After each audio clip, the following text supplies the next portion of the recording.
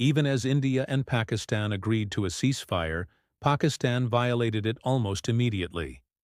There were explosions reported from the Indian side of the border. Indian officials say they foiled a major infiltration attempt by Pakistan. A Pakistani drone was shot down as well. We'll discuss all of this and more. But first, some breaking news. Just in, India has rejected the third front, the one that Pakistan was desperately trying to open. Pakistan had hoped that Turkey would push for an independent Kashmir, almost like a mini UN. They were not successful. The Foreign Ministry here in New Delhi has now issued a statement. This is what it says. It's a reaction to the so-called joint statement that was released in Islamabad yesterday.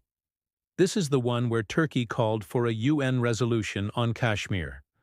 The Foreign Ministry's response, and I have a copy of it, says, and I quote, "India rejects the so-called joint statement," end quote.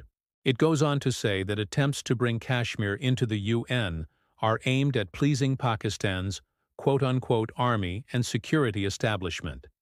Let me repeat, this is the official response of the government of India. It says that the attempt is to please Pakistan's army and security establishment. Look at the statement, and the timing could not have been better. Pakistan thought it had the upper hand after yesterday's meeting, but clearly India's response has put them back in their place. Now coming to the ceasefire violations, they continued even after the announcement. According to our sources, at least 2 explosions were heard in Jammu and Kashmir.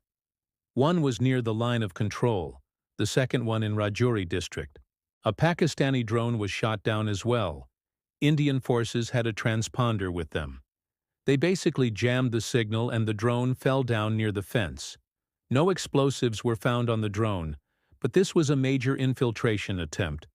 Our sources say 5 to 6 terrorists were trying to sneak into this side.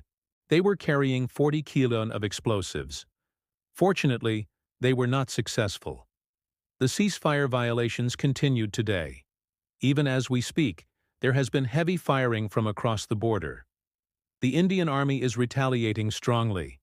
Do you think Pakistan would have been more successful had Turkey not come to power?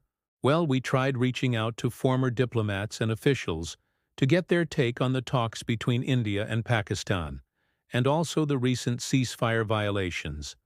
Unfortunately, none of them were available for a comment. Perhaps they too are busy plotting ways to infiltrate into Kashmir.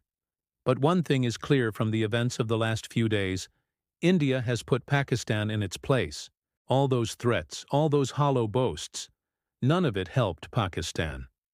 They got nothing out of India, and they lost face in the process. The so-called joint statement, it's nothing but a collection of demands. India has rejected those demands, and now Pakistan has been put back in its place.